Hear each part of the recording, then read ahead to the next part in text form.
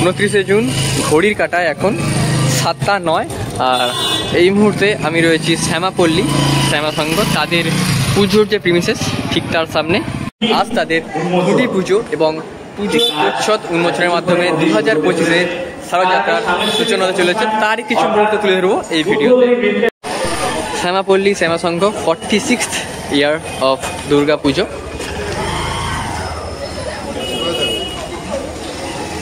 আর এই হচ্ছে তাদের খুঁটি পুজোর যে প্রিমিসেস।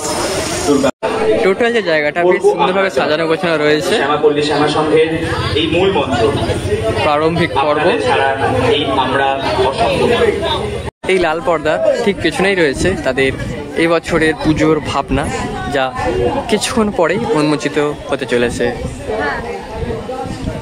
পুজোর যে সরঞ্জাম সেটা কিন্তু চলছে এই মুহূর্তে। রয়েছেন গৌতম মশাই, আর খুঁটি রাখা রয়েছে এই অংশটাতে।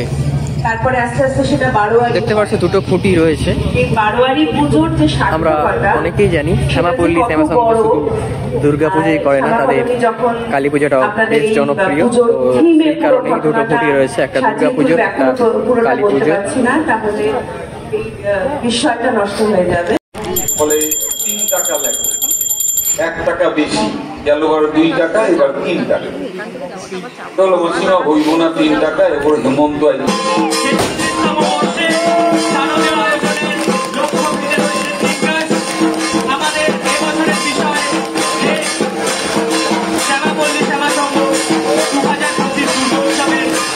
শ্যামাপল্লী শ্যামা সংঘের 2025-এর যে শারদ উৎসবের প্রচ্ছদ উন্মোচন সেটা কিন্তু ইতিমধ্যেই হয়ে গিয়েছে। এবছরের ভাবনা ভেদ।